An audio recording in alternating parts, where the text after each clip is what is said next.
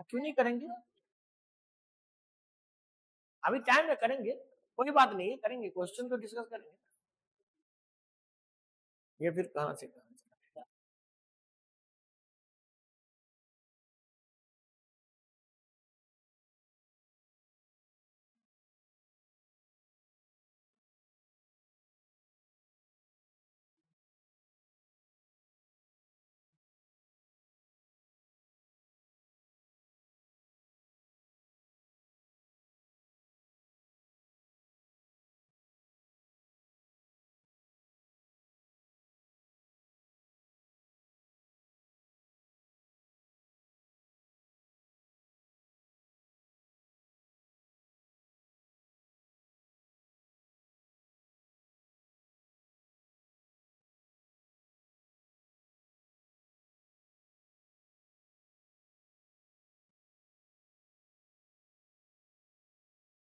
तो ये एरिया जो मैंने बताया था, ये एरिया और ये एरिया में काफी आपको इस तरह से मिलेगा।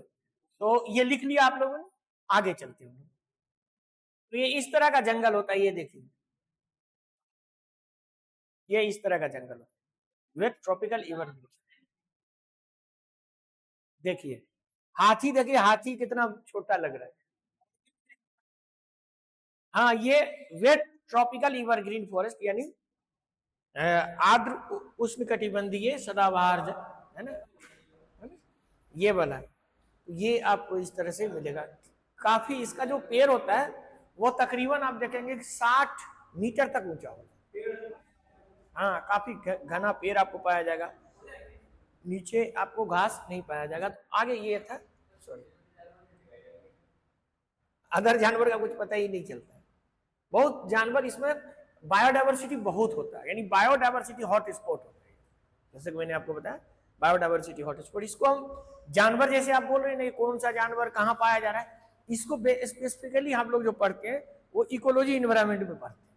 जब इन्वायरमेंट का स्पेशल सेशन होगा तो उसमें करेंगे, और इसके साथ ही करंट अफेयर्स। तो जो भी पिछले साल का हमारा है वीडियो, तो वो हम ग्रुप में भी आपको डाल देंगे, तो देख लीजिएगा पिछले साल। इस साल कुछ नया आया होगा तो वो भी हम उसमें ऐड कर देंगे, ठीक है। तो ऐसा होता है, कभी कभी क्या होता है कि आपने इस साल का याद करके गए और पिछले साल वाला छोड़ दिया, पिछले साल वाले से पूछ लिया, तो दोनों को आपको याद करना पड़ेगा। तो हो सकता है कि उसको नहीं पूछ के इस साल वाला से पूछ दे, या हो सकता है पिछले साल से पूछ दे। तो इसीलिए आपको, जैसे कि मैं 2021 में बनाया था हाइड्रोजन पे, ग्रीन हाइड्रोजन पे एक वीडियो, 21 में नहीं पूछा, लेकिन 22 में पूछ दिया। फिर उसके बाद 23 में भी पूछा उसी से, जो हाइड्रोजन वैली प्रोजेक्ट है, वो सारा चीज मैंने बताया था, ग्रीन हाइड्रोजन क्या होता है, ब्राउन हाइड्रोजन क्या होता है, ये सारी चीजें हमने बताया था। अब ये इंग्लिश तो हटा देते हैं, तो मॉइस्ट, आर्द्र उष्णकटिबंधीय अर्ध सदाबहार वनस्पति। अब ये आपको थोड़ा सा नीचे, यानी 300, 250 से 300, यहां तो हमने देखा था इसकी, ये ये हो गया। अब इसको लिख लीजिए, एक मिनट मैं यहाँ बता देता हूँ।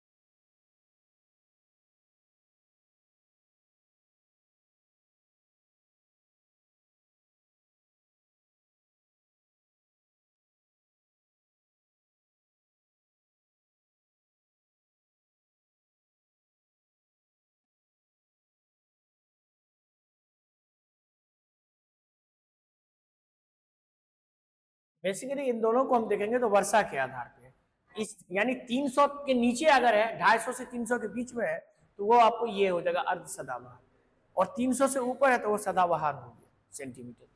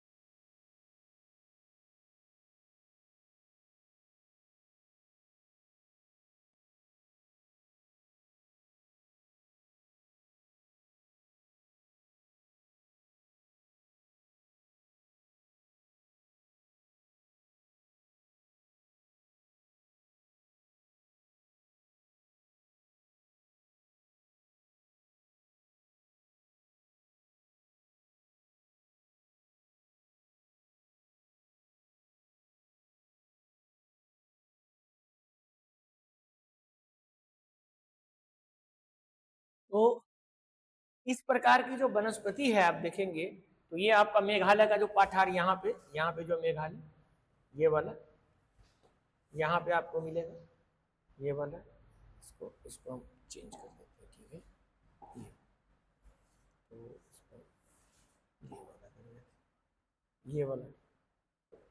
ये वाला है मेघालय का पठार। उसी तरह से आप देखेंगे तो सहाद्री, यानी यहाँ तक तो केरल के पास था, इसे थोड़ा इधर आप जाइए तो ये पूरा सहाद्री रेंज में, और कुछ अंडमान निकोबार आइलैंड के पास भी आपको मिलेगा। तो सहाद्री, मेघालय का पठार और अंडमान निकोबार द्वीप समूह में इस प्रकार की वनस्पति पाई जाएगी। आगे हम इसको लिख लिया आप लोगों ने, आगे देखते हैं इसी में। तो इसके इंपॉर्टेंट कैरेक्टरिस्टिक्स क्या है ना, तो इसको इंग्लिश वाले को स्किप कर देते हैं, हिंदी में करते हैं। इसकी महत्वपूर्ण विशेषता, यानी ये जो यहाँ वाला एरिया है आपका, ये एरिया और ये मेघालय का पठार या अंडमान निकोबार का कुछ एरिया, तो इसकी प्रमुख विशेषता क्या है? पहला, आर्द्र सदाबहार वनों की तुलना में वनस्पति आवरण कम घना होगा, और यहाँ पे देखेंगे इन वनों में लकड़ी उत्तम बनावट और अच्छी गुणवत्ता की होती है। उसी तरह से देखेंगे सहाद्री में, सहाद्री रेंज जो उसमें शीशम, एनी, तेलसूर महत्वपूर्ण पेड़ है। असम और मेघालय में, यहाँ जो देखेंगे असम और मेघालय में, तो यहाँ आपको मिलेगा आपको कौन कौन सा, जून, चंपा, गुर्जन, ये है। उसी तरह अन्य क्षेत्रों में देखेंगे तो नागकेश्वर, रोजवुड, अबू यानी इबोनी, जिसको अबुनास कहते हैं, और लॉरेल भी पाए जाते हैं खासकर। तो इस तरह के आपके पेड़ पाए जाते हैं। ये पेड़ खास करके जैसे कि यहाँ आप देख लीजिए सहाद्री में कौन है, असम और मेघालय में कौन है, और उसके बाद ये जो है लगभग इधर आप देखेंगे तो ये सब अलग अलग पेड़ इसको पूछते हैं इस तरह से।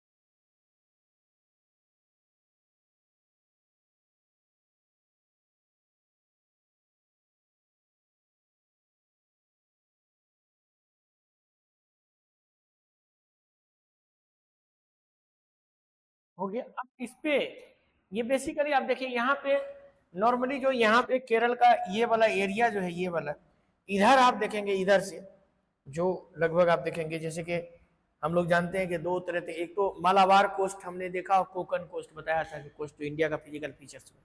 तो जो मालाबार वाला कोस्ट है वहां आपको सदाबहार जंगल मिलेगा, जैसे कि केरल के आसपास में। उससे ऊपर जाएंगे जो ये सहाद्री मुंबई वगैरह की तरफ जाएंगे ना, तो वो सहाद्री रेंज में जो आपको मिलेगा तो वो थोड़ा उससे कम है, यानी थोड़ा सा वर्षा का ये होता है, यानी इस बीच में वर्षा 300 के लगभग होता है, तो उधर आप देखेंगे तो 250 से 300 के बीच होता है, यानी 300 प्लस होता है, यानी 300 सेंटीमीटर से प्लस होता है इधर वाला और उधर। तो इसमें अब चूंकि जैसे मैंने बताया कि जो हम लोग देख रहे थे जो सदाबहार वन था, जहां बारिश काफी हो रही थी, वो इतना ज्यादा घना था कि वहां से पेड़ को लाना, उसका उपयोग करना काफी महंगा पड़ेगा। जो कोई भी चीज जो हम यूज करते हैं तो पहले देखते हैं कि इकोनॉमी का बेनिफिशियल है या नहीं है, तो एक तो ये होता है। दूसरा, अगर हम जैसे ट्रॉपिकल रेन फॉरेस्ट को, जैसे कि कोई सन की बादशाह आ जाता है या कोई सन की राष्ट्रपति आ जाता है, जिनको कोई लेना देना होता नहीं है, उनको सिर्फ पैसा और शोहरत या दौलत चाहिए, जो सत्ता होता है, तो सत्ता आता है तो वो समझता नहीं कि जंगल का क्या महत्व है, बस काटना शुरू कर दिया। तो अभी ब्राजील में बहुत सारा किया था, इससे पहले लुला डी सिल्वा से पहले जो था बोल्सोनारो, तो उसने कटवा दिया बहुत सारे जंगल। तो अभी भी है, यहाँ इंडिया में भी इस तरह से होता है कि चंद सीएम है, पीएम है, किसी से मिल गया, बड़े उद्योगपति आए, कटवा दिए जंगल। तो उससे क्या होता है कि जंगल, और खास करके इस तरह का जंगल जो आप काटिएगा, तो एक तो इसका उतना खास इकोनॉमिक आपका फायदा नहीं होगा, बल्कि इसका पर्यावरण को जबरदस्त नुकसान होगा। तो ये था, तो इसमें लेकिन जब थोड़ा जाते हैं आप, डेफिनेटली बात है, ये 300 से कम हो जाता है, यानी 250 से 300 के बीच में बारिश होगी, तो अब उतना घना पेड़ नहीं होगा, तो आराम से उसमें आप जा भी सकते हैं, उसके पेड़ को ला भी सकते हैं, उसका यूज भी कर सकते हैं। तो इसमें क्या होता है कि आवरण घना, कम घना होता है, यानी जो पहले वाले हमने देखा था सदाबहार से, या अर्ध सदाबहार है तो कम होता है। लकड़ी अच्छी लकड़ी होती है, अच्छी गुणवत्ता की होती है, जिसमें सहाद्री, शीशम, रोजवुड, शीशम का पेड़ अपने लोग के इधर भी होता है, उसकी लकड़ी अच्छी मानी जाती है वो। उसी तरह से एनी, तेलसूर महत्वपूर्ण पेड़ है। उसी असम मेघालय में जो है एक पेड़ होता है जून और चंपा और गुर्जर, ये तीनों असम और मेघालय में होते हैं, एवं अन्य क्षेत्रों में। तो इसको हम लोग, ये अभी आप लोगों ने लिख लिया इसको, ठीक है। अब इसको हम लोग, इसी पे कई क्वेश्चंस आएंगे, जो क्वेश्चन हम आप लोग से पूछेंगे, टेस्ट में भी पूछेंगे, तो उसमें भी हम लोग डिस्कस करें। अभी तो 5-5 होगा ही क्वेश्चन आप लोगों का। तो इससे क्या होगा कि जितना क्वेश्चन, देखिए होता क्या है कि आपके हाथ में तलवार है, सब कुछ है, आपके घर पे रखा हुआ बहुत शानदार तलवार है, और अचानक आप पे हमला हो गया, तो इतना शानदार तलवार या इतना शानदार हथियार रखने के बाद भी आपको मार सकता है कोई भी, क्योंकि आपको आता ही नहीं चलाने प्रैक्टिस है ही नहीं, आपने उसको उठाया, उससे पहले दूसरा आया, सीधे उड़ा दिया। तो यही यूपीएससी है, लाख आप बुक अच्छा रख ले, अच्छे से अच्छा बुक रख लीजिए, तो आप एकदम देखिएगा, बहुत सारे बच्चे को हम देखते हैं तो शौक उसको होता है इतना बुक, ताकि वो माँ बाप को दिखा पाए, देखो भी कितना बुक ये करता, लेकिन कभी पढ़े ही नहीं। तो अगर आप उसको ढंग से नहीं पढ़िएगा, आप इतना भीड़ मत रखिए, चंद किताब रखिए, थोड़ा सा ही किताब रख लेकिन उसको पढ़िए। उसमें से क्या होगा कि आप उसमें से जो जिस्ट होगा वो निकालिए, उसको समझिए, क्योंकि अल्टीमेटली क्या होता है, आईएएस आप ही को बने, टीचर तो बनेंगे नहीं, हमारे पास तो फिर दूसरा बैच आ जाएगा, फिर कहीं हो जाएगा, हम चले जाएंगे। लेकिन अल्टीमेटली आपको बनना है, तो आपको टीचर के पीछे पढ़ना पड़ेगा, कोई भी टीचर हो। सर ये देखिए मैंने ये बुक में ये पढ़ा है, ये बता दीजिए, उससे फायदा होगा आपको। कोई भी सब्जेक्ट हो, ये कोई जरूरी नहीं है ज्योग्राफी, पॉलिटी में भी बहुत सारी चीजें नहीं समझ में आती होंगी, हिस्ट्री में भी बहुत सारी चीजें हैं, तो जिसमें अगर नहीं आएगी उस टीचर को आप कहिए सर हमको। तो चलिए आगे हम, तो इसमें आगे इसकी हम देखेंगे, इसका किस तरह के होता है। तो मास ट्रॉपिकल डेसिडियस देखेंगे। तो अब 100 से 200 के बीच में ये वाला एरिया जो है अपने लोगों का एरिया, ये एरिया, तो इसमें आपको होता है दीज इन, अच्छा इसको हिंदी में कर देते हैं, सॉरी, आर्द्र उष्ण कटिबंधीय पर्णपाती या पतझड़ वन, जिसको हम लोग कहते हैं ना, पतझड़ वनस्पति या वन, यह भारत के सबसे व्यापक वनस्पति आवरण है। इस प्रकार में 100 से 200 सेंटीमीटर वर्षा वाले क्षेत्र में होते हैं। इनमें सह्याद्री, प्रायद्वीप, उत्तर पूर्वी पठार, शिवालिक, हिमालय की तलहटी, भावर एवं तराई भी शामिल है।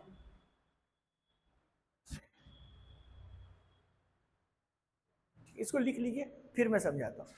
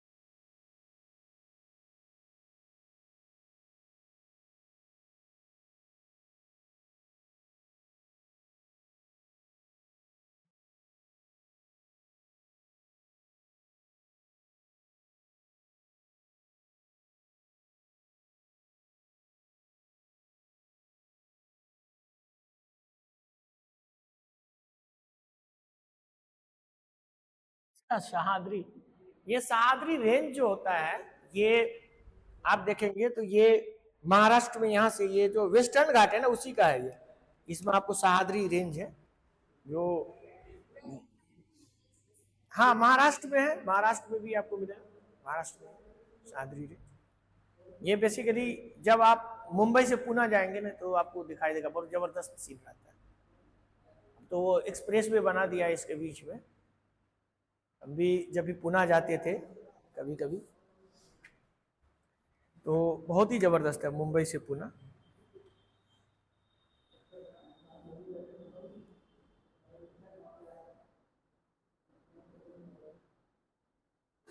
वही रास्ते में आपको मिलता है लोनावला, खंडाला, ये सब, तो ये सारा एरिया।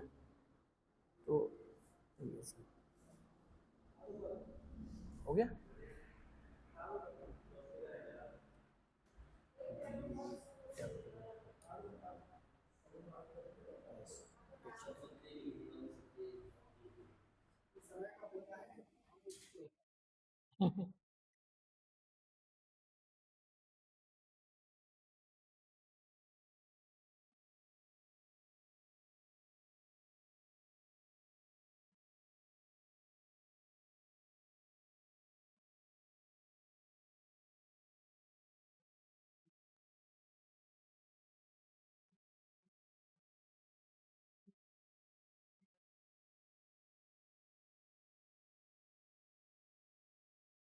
ये 100 से 200 सेंटीमीटर तक होता है।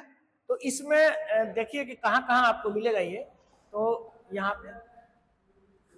पे आपको कहाँ कहाँ मिलेगा, ये देखिए। इसमें से सहाद्री प्रायद्वीप का उत्तर पूर्वी, ये प्रायद्वीप का ये सहाद्री रेंज में। उसके बाद आप देखेंगे तो उत्तर पूर्वी पठार और शिवालिक, ये उत्तर पूर्वी पठार का इधर वाला एरिया, और शिवालिक, शिवालिक का ये रेंज है। हम लोगों ने देखा था ना कि हिमालय जो है 3 पैरेलल है, एक शिवालिक है, एक लेसर हिमालय है, और एक यहाँ से ग्रेटर हिमालय है। ये 3 बताया था ना हमने। तो ये जो शिवालिक है, शिवालिक की तलहटी में क्या होगा आपको याद है, भावर। भावर बताया था ना कि वो, हाँ हाँ भावर। तो भावर और तराई, ये जो इसके बाद तराई शुरू होगा, इसका पूरा यूपी के अंदर आपको मिलेगा, बहुत सारे डिस्ट्रिक्ट से हैं इसके अंदर। तो आगे चलते हम लोग, अब आगे में देखेंगे इंपॉर्टेंट कैरेक्टरिस्टिक इसका क्या है।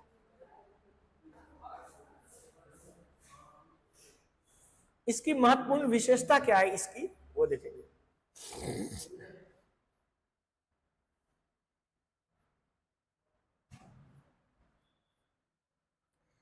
हाँ, इसमें वृक्ष एक बार शुष्क मौसम आने में, जब ड्राई सीजन आता है, तो ये पत्ते गिर जाते हैं।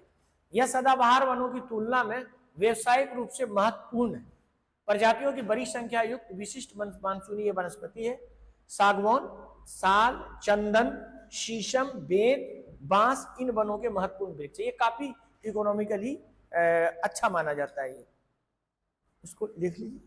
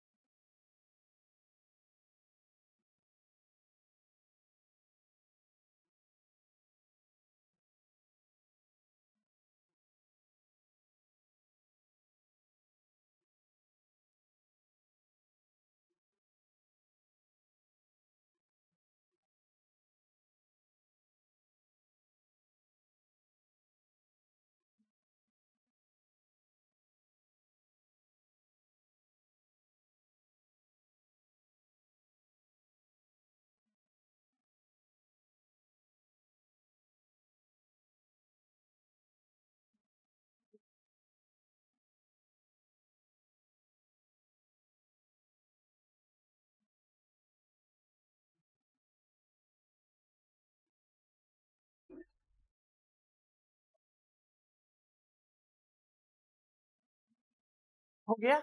अब इसमें ये मैं बता दिया कि ये शिवालिक के तलहटी में आपको मिलेगा।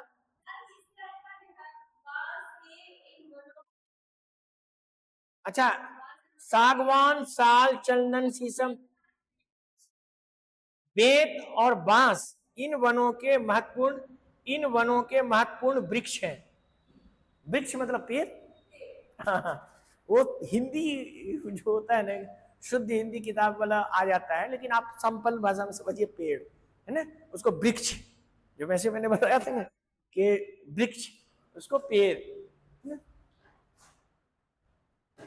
अब जैसे हम लोग हिंदी में वनस्पति, अब कहीं कहीं आप देखेंगे बुक में पादप लिखा हुआ, पादप पादप, प्लांट को कहते हैं पादप, है ना।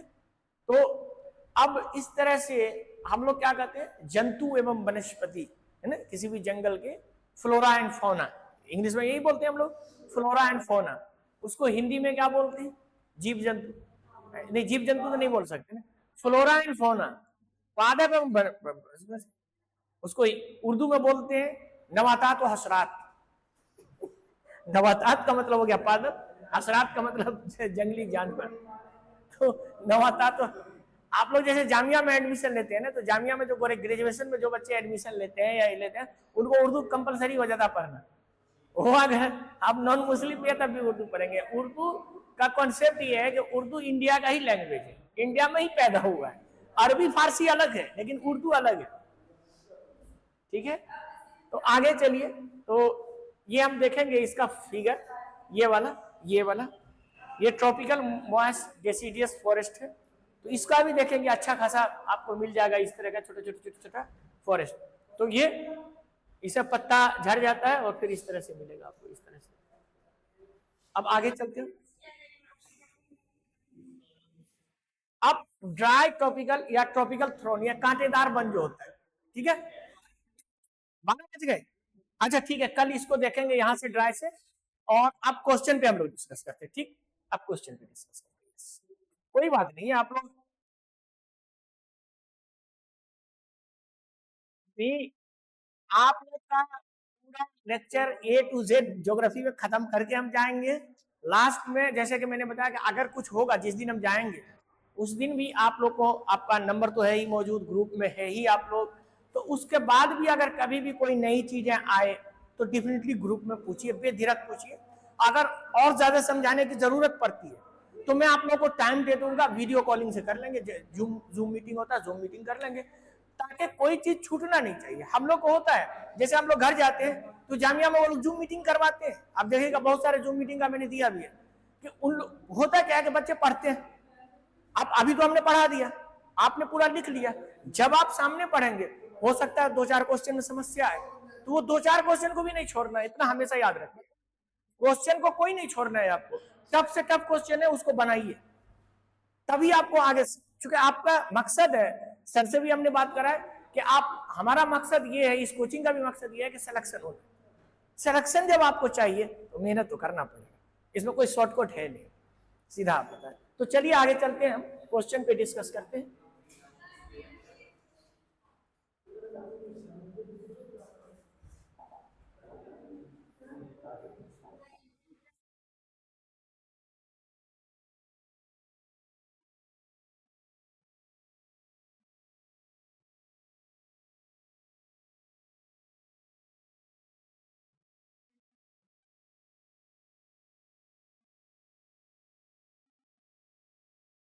इसको हमने शुरुआत किया है ओरिजिन ऑफ अर्थ से, ठीक है, ओरिजिन ऑफ अर्थ, कैसे हमारा अर्थ का बर्थ हुआ यानी अर्थ कैसे पैदा हुआ उसको लेकर।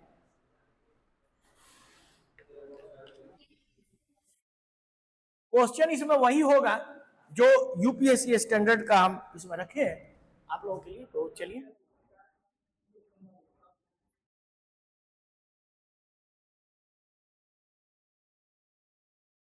अब यहाँ पे चलिए, पहला क्वेश्चन,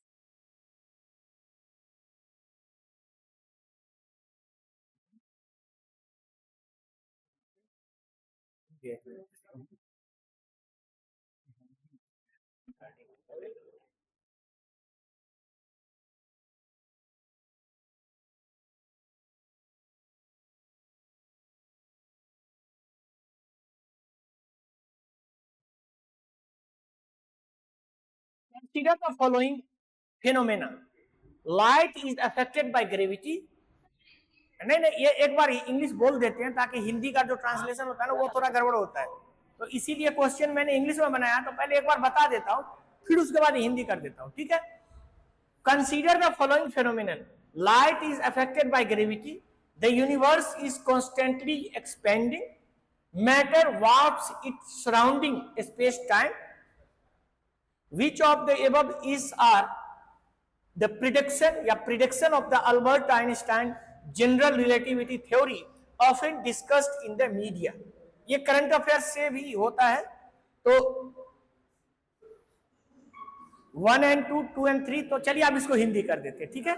अब हिंदी करते हैं। पहला क्वेश्चन, निम्नलिखित परिघटनाओं पर विचार करें। प्रकाश गुरुत्वाकर्षण से प्रभावित होता है। ब्रह्मांड निरंतर फैल रहा है। पदार्थ अपने आसपास के दिक् काल यानी स्पेस टाइम को विकृत करता है। उपरोक्त में से कौन सी भविष्यवाणी अल्बर्ट आइंस्टाइन के सापेक्ष के सामान्य सिद्धांत की है, जिसकी अक्सर मीडिया में चर्चा होती है? आपके सामने केवल 1 और 2, केवल 3, 1 और 3 और 1, 2, 3। अब इसको ध्यान से देखिए, समझिए, फिर मैं समझा भी देगा यहां पे। इसलिए अच्छा, प्रकाश पहला स्टेटमेंट सही है या गलत है?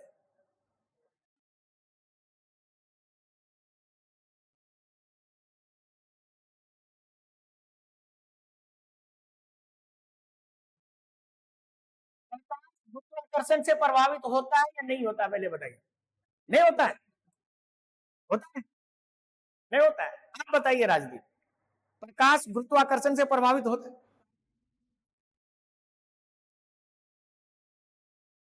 चलिए, ये तो आपको पता है।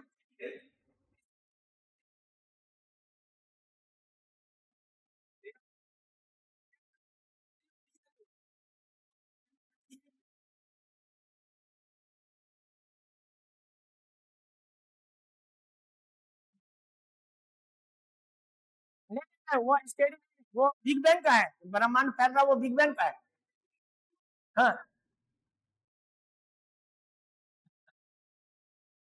अब देखिए होता क्या है, इसीलिए मैंने बोला था कि टॉप 5 क्वेश्चन इस तरह का क्वेश्चन इसलिए दिया है क्योंकि यही तरह का इसी तरह का क्वेश्चन आपको यूपीएससी में उस दिन शाम वाले बैच में एक बच्चे मतलब आए, वो पिछले बार दिया हुआ था एग्जाम, तो वो ऐसे ज्योग्राफी पढ़ के गए थे अपना कहीं नोट्स लेके, तो वो कल देख रहे थे, तो मैं पढ़ा रहा था, बोले सर आप जो पढ़ा रहे हैं ना ऐसा ही पूछता है यूपीएससी में। मैं तो ये समझा ही नहीं था पहले, भाई यूपीएससी का जाने से पहले उसका क्वेश्चन देखो कैसा पूछता है। तो ये सब क्वेश्चन, अब देखिए, प्रकाश गुरुत्वाकर्षण से प्रभावित होता है, सही है, कहिए कैसे? इसलिए सही है, आपको पता है ना ब्लैक होल के बारे में, इतनी ज्यादा ग्रेविटी होती है कि प्रकाश को भी नहीं आने, वो प्रकाश को भी, तो ये ब्लैक होल वाला आइंस्टीन साहब कह चुके थे ये बात। दूसरी बात, पदार्थ अपने आसपास के स्पेस टाइम यानी ब्रह्मांड जो है इस तरह से स्पेस टाइम में बटा हुआ है, स्पेस टाइम में, और ये ग्रेविटी जो है स्पेस टाइम को मोड़ देता है, ठीक है। तो ये है, कोई भी पदार्थ अपने आसपास के दिक् काल यानी स्पेस टाइम को विकृत करता है, ये भी सही है। इसका जवाब है आपका डी, तीनों का तीनों सही है। क्या कि आइंस्टीन साहब का ये कहना था कि भाई देखिए, ये जो पूरा ब्रह्मांड जो स्पेस है, वो स्पेस और टाइम का एक रिलेशन है, उस हिसाब से, इसीलिए आपने अभी सुना होगा एक वार्प ड्राइव के बारे में। इसका सही जवाब है डी, वार्प ड्राइव के बारे में। यानी कहने का सेंस ये है कि जैसे हमारा सबसे नजदीकी तारा तो सूरज है, स्टार से, सूरज के बाद दूसरा नंबर पे कौन है आप लोगों को पता है किसको? अल्फा भी है, अल्फा 1 अल्फा 2 है, लेकिन उससे भी नजदीक है पायरोक्सिमा सेंचुरी, ठीक है, पायरोक्सिमा है ना, पायरोक्सिमा सेंचुरी, जहां एक हैबिटेबल प्लैनेट, वहां जाने में आपको कितना टाइम लगेगा? 4.2 लाइट ईयर, यानी आप लाइट की रफ्तार में भी चलेंगे यहां से तो 4.2 साल लग जाएगा वहां पहुंचने में। तो अगर अभी जो करंट है, करंट यान है, उससे अगर हम लोग जाएंगे तो तकरीबन 15-20 हजार साल लग जाएगा जाने में, ठीक। तो अब वहां जाना है, वहां हैबिटेबल वो जेम्स वेब पता लगाया, तो कैसे जाएंगे? उसके लिए साइंटिस्ट वार्प ड्राइव कर रहे हैं। वार्प ड्राइव का मतलब ये हो गया कि सपोज कीजिए यहाँ हमें यहाँ पैरोक्सिमा सेंचुरी है, यहाँ लाइट को जाने में 4.2 ईयर लग रहा है, लेकिन ये जो है ये स्पेस टाइम में जैसे चादर नहीं बिछा होता उस तरह से बिछा हुआ है। तो अब ऐसा करेंगे, उस चादर से अगर जैसे तकिया है उसको मोड़ के एक साथ ले आएंगे, तो ऐसे करेंगे, यहां से मोड़ेंगे 4.2 क्या यह तुरंत आ जाएगा, और फिर हम लोग जो 4 साल है उसको एक महीने में ही पहुंच जाएंगे। इस तरह से कोऑर्डिनेट होगा स्पेस का। तो ये रिलेटिविटी थ्योरी पर आइंस्टीन साहब ने बताया था स्पेस टाइम के बारे में। तो ये जवाब आपका अब यहां बता देते डी।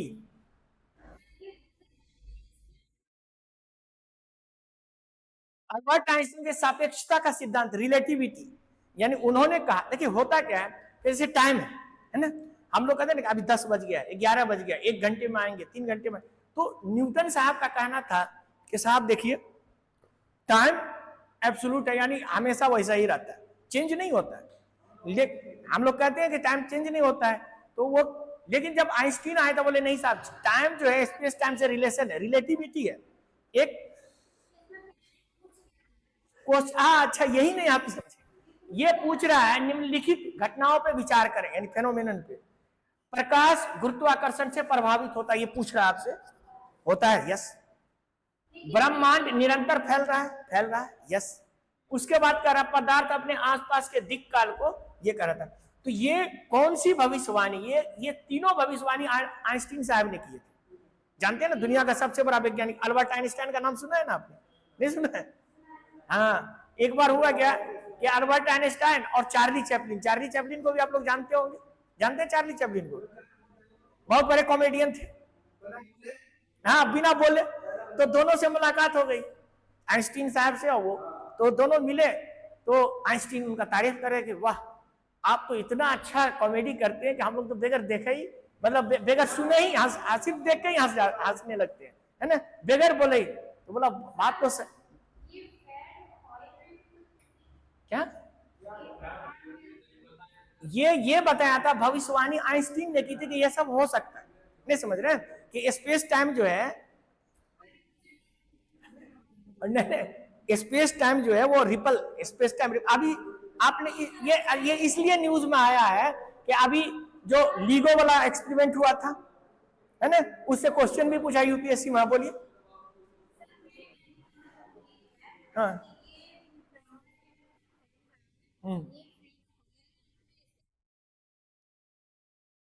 क्या वो तो हम भी कहा था, ये भी कहा था, वो तो सही है सब। अच्छा, तो ये अब क्या होता है बताते हैं हम आपको। अब ये स्पेस टाइम का, तो हुआ क्या कि दोनों, मैं बता रहा था आपको कि दोनों मिला, ठीक है। तो अल्बर्ट आइंस्टाइन ने कहा कि भाई आप इतने महान आदमी है कि आपको देख के ही हम लोग हंस देते हैं बगैर कुछ बोले ही। तो बोला सर आप तो हमसे भी ज्यादा महान है। बोला कि कैसे? बोला आप तो ऐसा चीज बताते हैं जिसको सब लोग, कुछ कोई समझता ही नहीं है जो लेकर, मतलब वो ऐसा चीज स्पेस टाइम ये तो उस टाइम में कुछ समझता ही नहीं था। तो सर आप तो ऐसा थ्योरी देते हैं जिसको हम लोगों को तो समझ में ही नहीं आता कुछ। तो ज्ञान, और बेचारे आइंस्टीन चुप हो गए, क्या बोलते हैं। तो भाई बात जो है, देखिए एक कॉमेडी करने वाला को सब लोग समझ जाएगा, लेकिन हम जो आपको पढ़ाएंगे, या आप एक पढ़े लिखे बंदे हैं तो उसको वही समझेगा जो पढ़ के आए। इसीलिए जब मैं गया था, आपको बताया ना, जब झारखंड गया था तो वो बेचारे डायरेक्टर सीधे आ गए कि सर मत पढ़ाइए उतना। क्यों भाई?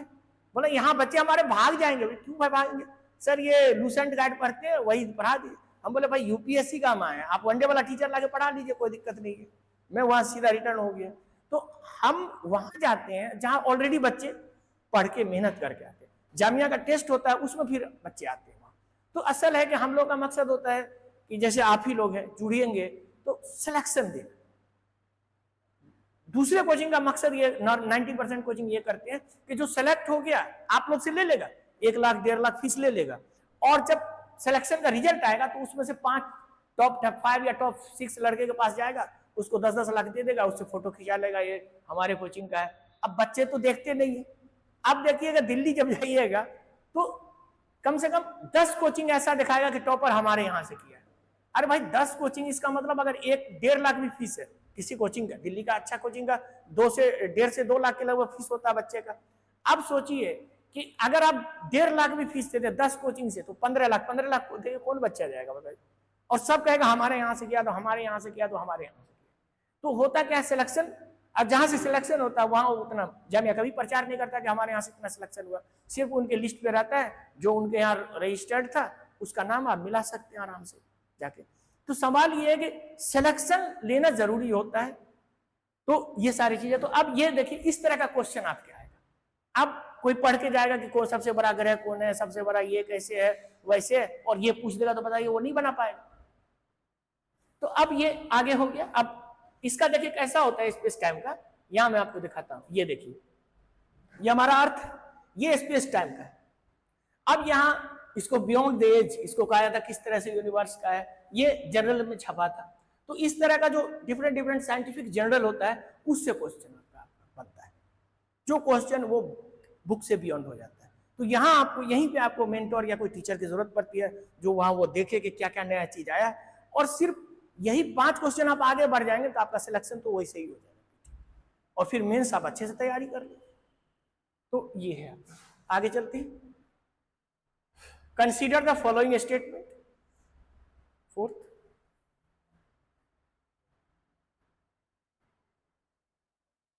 the earth magnetic field has reversed every few 100,000 years. When the earth was created more than 4,000 million years ago, there was 54% of the carbon dioxide. When living organism originated, they modified the early atmosphere of the earth. चले इसको हिंदी में भी कर देते।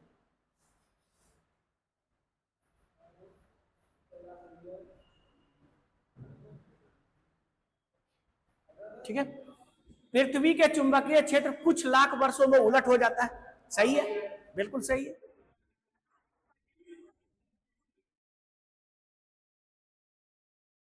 Video दिखाया था, याद है ना, वीडियो जो दिखाया था ऐसे चेंज हो जा रहा है, तो ये सही है। जब पृथ्वी का निर्माण 4,000 मिलियन यानी 4 अरब साल पहले हुआ था, तब 54% ऑक्सीजन थी और कार्बन डाइऑक्साइड नहीं थी, थी ना? ये आंसर आप ये गलत है। हाँ, शुरू में निर्माण जब होता है तो हाइड्रोजन हीलियम हो रहा है 4.5, लेकिन धीरे धीरे चेंज हो जाता है सेकेंड एटमॉस्फेयर जो मैंने बताया था। देखिए, जब जीवों की उत्पत्ति हुई तो उन्होंने पृथ्वी के प्रारंभिक वायुमंडल को मॉडिफाइड किया। मॉडिफाइड ऑप्शन छोड़िए, ये बिल्कुल सही है ना? तो 1 और 3, 1 और 3 सी जवाब, सी हो गया। अब देखिए आप लोग फटाफट बना रहे हैं, तो यही होता है। तो ये हो गया सी जवाब। आगे चलते हैं, तीसरा। ये तो आप लोग सब लोग बना देंगे, बहुत थोड़ा आसान भी दिया है। Big bang, term big bang was coined bye, big bang शब्द किसके द्वारा दिया गया था, है ना? हाँ, फ्रेड हैल ने दिया था। ये जॉर्ज गैमोव ने उसको संशोधन किया था। जॉर्ज लेमेत्री एंड अलेक्जेंडर फ्रीडमैन ने बिग बैंग थ्योरी दिया था। ठीक है, हाँ, बिग बैंग थ्योरी दिया था। और फ्रेड ह्योल जो थे, हायल जो थे, ये बेसिकली स्टेडी स्टेट थ्योरी के थे। हाँ, जॉर्ज गैमोव ने किया था। जॉर्ज गैमोव और उनकी टीम ने जब यूनिवर्स को मापा तो पता चला कि पूरा यूनिवर्स में हाइड्रोजन और हीलियम ही मौजूद है। तो ये जो किया था, और टेम्परेचर कमा है, तो इस वजह से इन्होंने बिग बैंग को ये इस तरह से दिया। ठीक है, तो सही जवाब हो गया आपका बी। आगे, consider the following. 4th, metal and gas, metal and ice, rock and gas, rock and metals. Terrestrial planets are primarily composed of which of the above materials?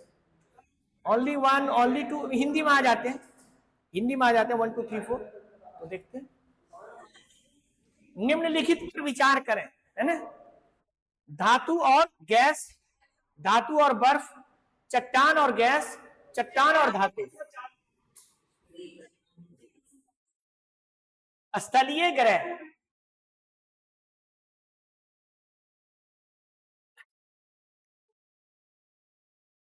केवल 4।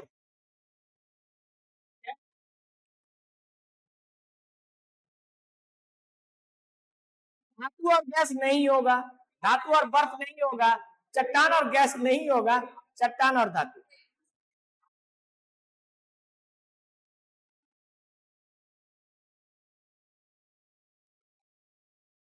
असल टेरेस्टेरियल ग्रह की बात हम लोग कर रहे हैं। टेरेस्टेरियल ग्रह कौन थे बताइए, कौन 4 ग्रह हैं? हाँ बिल्कुल, हमारा सन है, बुध हो गया, वेनस हो गया, अर्थ हो गया, और ये मार्स हो गया, और ये मार्स, और फिर यहां से जुपिटर हो गया। तो मार्स और जुपिटर के बीच में इधर वाला जितना है इसको इनर प्लेनेट कहते हैं, उधर वाले को आउटर प्लेनेट्स कहते हैं ना, ये तो जानते हैं हम लोग। तो ये तो अब हो गया केवल 4, उसमें गैस नहीं होता है, सी। ठीक है, अब 5, with the reference of the solar system which of the following statement is the correct, यानी हमारे सौर मंडल के संबंध में ये कौन से कथन सही है। आवर सोलर सिस्टम, ये इसको हिंदी में कर देते हैं। हमारे सौर मंडल के संदर्भ में निम्नलिखित में से कौन से कथन सही है। माना जाता है कि हमारे सौर मंडल ने 5 से 5.6 अरब साल पहले अपने कोर की शुरुआत की थी और लगभग 4.6 अरब साल पहले ग्रहों का निर्माण हुआ। 8 ग्रहों में से बुध, शुक्र, पृथ्वी और मंगल को आंतरिक ग्रह कहा जाता है क्योंकि ये सूर्य और क्षुद्र ग्रहों की पट्टी के बीच स्थित है। अन्य 4 ग्रहों को बाह्य ग्रह कहते हैं।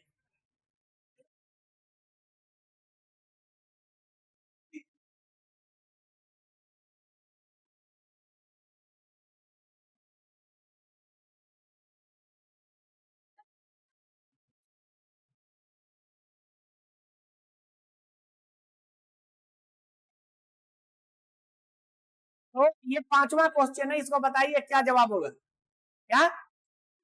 ऑप्शन सी, गुड, सही जवाब है। जैसे कि सही है, बिल्कुल। आप देखिए सही है। आप देखिए, आप क्यों सही मार रहे हैं, आप लोग पढ़ा है, आपने मेहनत करा है। अब यही क्वेश्चन किसी दूसरे को देखे तो कहेगा अरे ये कहां से आ गया। और यही होता है जब यूपीएससी में जाते हैं तो बच्चे लोग पहले ही मोरली डाउन हो जाते हैं। आप पढ़िएगा तो मोरली कभी डाउन नहीं होइएगा, कहिएगा अरे ये तो हम बना देंगे आराम से। तो ये सबसे बड़ी जरूरी चीज है। तो इसको देखिए कि जैसे हम जानते हैं कि जैसे हमने सोलर नेबुलर हाइपोथेसिस दिया था किस तरह से बना, तो वो धीरे धीरे बनना शुरू हुआ और 4.6 अरब साल के लगभग में सारा ग्रह आपका बन गया। जो हाँ वो एग्जैक्ट है, लेकिन मोटे तौर पे यही यूज हो रहा है, तो मैं बता दूं जैसे एग्जैक्टली अगर हम बोले उसी तरह से 8 ग्रह को हमने बताया था कि 4 अंदर और 4 बाहर, है ना, 4 इधर 4 बाहर, बीच में हमारा एस्ट्रॉइड बेल्ट, बीच में एस्ट्रॉइड बेल्ट। ठीक है, तो यही था। तो चलिए अब कल हम लोग देखेंगे इसके बाद। अब हम लोग कल हो गया खत्म, अब इसको हम थैंक्स कर देते हैं। Any question? तो कल हम लोग जो देखेंगे इसमें, तो कल हम लोग इसमें देखेंगे इसके बाद वाला, यानी interior of the earth, interior of the earth, interior of the earth पढ़ के आइए। देखिए अभी पढ़ के आए, कितना अच्छा आप लोगों को लगा।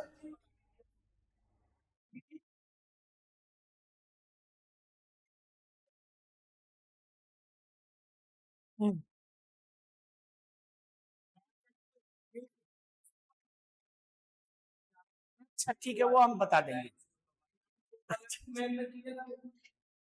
अच्छा ठीक है, ठीक है, ठीक है, मैं बता दे दूंगा।